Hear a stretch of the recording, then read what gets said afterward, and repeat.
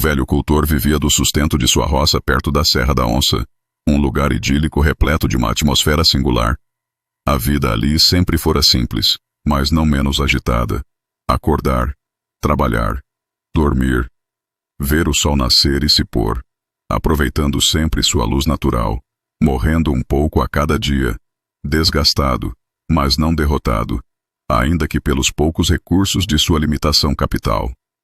A sege dera lugar à carroça herdada do pai, que veio da Itália refugiar-se da Segunda Guerra Mundial, ato do qual sempre se orgulhara. O filho mais moço fora destemido, o rei do curral. Ninguém dominava a arte de lidar com os bichos tão bem quanto ele. O mundo animal era a sua casa. Tinha a faculdade da doma adquirida pela praxe da lida. Lesco-lesco, lufa-lufa. A grande reprodução humana legou o alto consumo e, por conseguinte, o uso de agrotóxicos para inibir pragas do campo. Naquela roça não seria diferente, pois Pedro cuidava de uma fazenda arrendada pela família, infelizmente, fadados ao uso daquelas pragas cancerígenas. Agentes mutagênicos estavam por toda parte, dando causas que não demorariam muito para a terra cobrar. A terra exaurida não demorou a manifestar tamanha agressão, concebendo uma animalha besta do campo, uma variante semelhante a uma milhonga, um tipo de gongolo gigante capaz de engolir um boi inteiro. O bicho chupa-sangue era dotado de terríveis presas circulares que, quando aderiam à pele, jamais se soltavam. Pedro Pelanca, enquanto seguia a picada pitando o tabaco depois do café, só parou um pouco debaixo da sombra e logo tratou de fungar o rapé. Olhou para cima e constatou sinais de chuva. O vento logo lhe trouxe arrepios, breves anunciações do mal. O suor do rosto e as dores na cacunda pediram para que logo voltasse ao milharal. O suor escorria-lhe pela barba rala enquanto avançava pelo carreiro batido. O cheiro à terra molhada, que antecede a chuva, já lhe enchia o peito como um aviso antigo, daqueles que os mais velhos diziam para nunca ignorar. Pedro Pelanca apertou o chapéu de palha contra a cabeça e estugou o passo. Qualquer agricultor sabe que tempestade em época de milharal alto raramente traz coisa boa. Ao aproximar-se da lavoura, porém, algo o fez abrandar. O silêncio. Um silêncio gordo, pesado, que até os grilos parecia ter engolido. Nem o mugido distante das vacas, nem o chilrear das aves. Nada. Só o rumor baixo, quase subterrâneo, de algo a mexer-se onde não devia. Pedro pousou o saco do rapé no bolso, apertou o facão à cinta e avançou devagar. As primeiras fileiras do milharal estavam tombadas, como se um furacão tivesse passado ali. Mas o vento ainda nem soprava forte. Ele então viu um rasto largo, sinuoso, abrindo caminho por entre a terra esfarelada, como se um tronco vivo tivesse rastejado por ali. "Valha-me Nossa Senhora", murmurou. Ouviu então um estalar profundo, úmido, que lhe arrepiou até o tutano. De uma das valas abertas, algo se ergueu. Primeiro, 2 anéis castanhos brilhantes. Depois, o corpo alongado, espesso, pulsando como o de um coração gigante enterrado na lama. A milhonga monstruosa, o gôngolo gigante, elevou a cabeça, se é que aquilo tinha cabeça, revelando as presas circulares que tilintavam entre si, como rodas dentadas à espera de carne. Pedro recuou instintivamente, mas a criatura avançou, lenta e faminta. O agricultor, apesar do susto, deixou que o instinto falasse mais alto. Conhecia os bichos da terra e sabia que todo animal, por maior que fosse, tinha medo do que não entendia. Meteu 2 dedos no bolso, arrancou um punhado de rapé e, num gesto brusco, lançou-o contra o focinho do monstro. O polvo de tabaco espalhou-se no ar, e o gôngolo gigante contorceu-se numa ondulação violenta, como se o cheiro lhe queimasse as entranhas. Aproveitando a hesitação da criatura, Pedro virou costas e correu pela picada, o coração a bater como um martelo dentro do peito. Mas mal deu 3 passos, ouviu atrás de si o som terrível da terra a abrir. O bicho vinha na sua pelgada, imparável, sedento, decidido. Pedro Pelanca percebeu então que não chegaria a casa em tempo. Só havia um sítio ali perto, onde talvez tivesse hipótese de se esconder. A velha cave de pedra, semi-enterrada, construída pelo avô italiano para guardar ferramentas e que há anos ninguém abria. A questão era saber se a porta ainda resistia à força de um monstro daquele tamanho. Pedro corria como já não corria desde rapaz. As botas levantavam terra, o chapéu quase voou 2 vezes, e o ar quente entrava-lhe nos pulmões como brasas. Atrás dele, o som da criatura era inconfundível. Um arrastar viscoso, intercalado por estalos internos que lembravam madeira velha a partir. Cada movimento do gôngolo gigante parecia deslocar a própria terra. A cave de pedra surgiu enfim entre 2 amoreiras bravas, coberta de musgo, inclinada como um velho a pedir descanso. A porta de carvalho, reforçada com barras de ferro, estava meio escondida por eras. Pedro atirou-se a ela, arrancando a vegetação à pressa. "Pelo amor de Deus, aguenta mais um bocadinho", sussurrou, sem saber se falava consigo ou com a porta. Atrás dele, o chão tremeu. A vibração subiu-lhe pelas pernas acima e fez-lhe bater os dentes. O gôngolo estava perto, demasiado perto. Pedro puxou a aldraba enferrujada.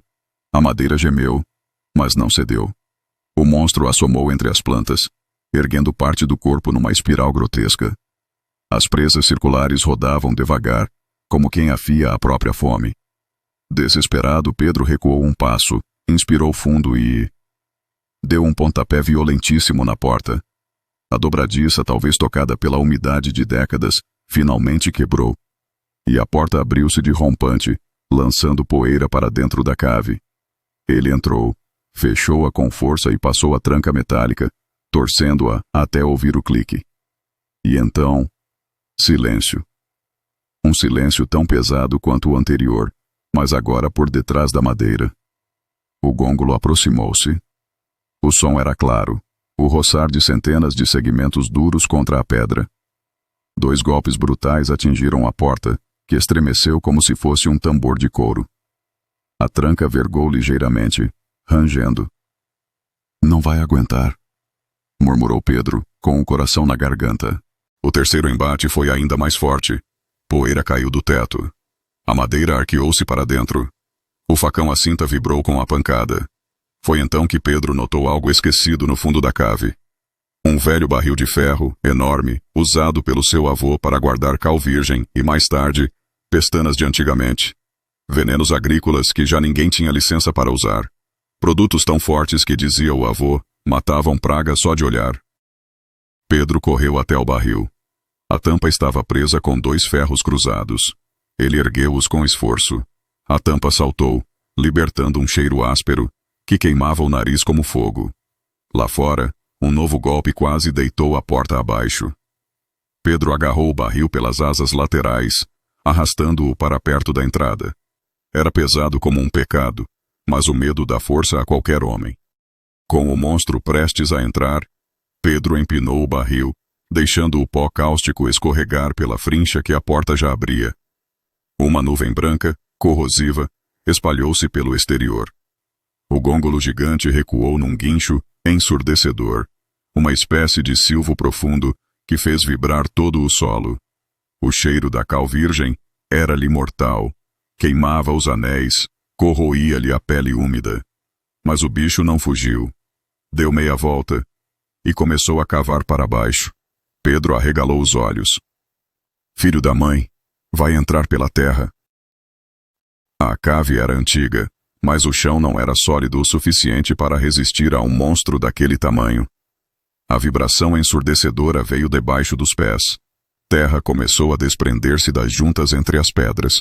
Pedro percebeu, num segundo terrível, que tinha de escolher ficar e morrer soterrado, ou sair e enfrentar a criatura cara a cara. Ele agarrou o facão. Apertou-o com tanta força que os nós dos dedos ficaram brancos. "Se é luta que queres, bicho, luta vais ter." Pedro ergueu a tranca. A fechadura caiu com um estalo seco. A porta se abriu lentamente, rangendo como se estivesse chorando antes da hora. Pedro Pelanca saiu da cave com o facão erguido, respirando o ar denso e saturado do produto químico que havia espalhado. O chão ainda fumegava em pequenas poças brancas. A besta estava lá, se contorcendo, mas longe de estar morta. O gongolo gigante emergiu da terra a poucos metros, abrindo um túnel como se fosse manteiga. O corpo queimado exibia manchas esbranquiçadas, onde a cal o havia corroído, mas isso apenas o tornava mais furioso.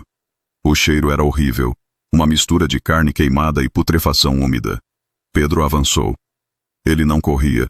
Caminhava com a firmeza de quem sabe que a batalha está perdida, mas não renuncia ao seu honra.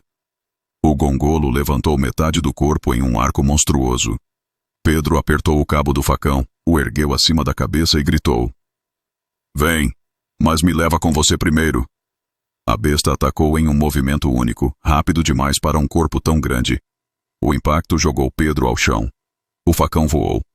A terra emitiu um som surdo quando o tronco colossal se enrolou ao seu redor, apertando as costelas até que o ar escapasse de seus pulmões. Pedro tentou se libertar, mas os anéis do monstro eram como vigas de ferro vivas. A pressão aumentou. Ossos quebraram. Ele ainda conseguiu estender o braço em uma vã tentativa de alcançar o facão caído a poucos passos. Os dedos roçavam a empunhadura. Quase. Uma sombra desceu sobre ele. As presas circulares se abriram. O monstro mordeu. E Pedro Pelanca, homem de trabalho, de sol e de suor, desapareceu no abraço mortal daquela criatura nascida do veneno humano. A terra tremeu por um breve instante. Depois, silêncio. Um silêncio denso, melancólico, como se o campo estivesse de luto. O gongolo gigante se contorceu uma última vez, ferido pela cal e exausto da luta, e se arrastou para o subsolo. A terra se fechou sobre ele, como se nada tivesse acontecido. Dias depois, a família encontrou apenas o chapéu de palha de Pedro, virado ao lado da adega. Nunca encontraram o corpo. E desde então, dizem que nas noites de forte chuva, aquelas que trazem o cheiro de terra molhada, ainda se pode ouvir um barulho estranho sob o milho. Um arrasto seco.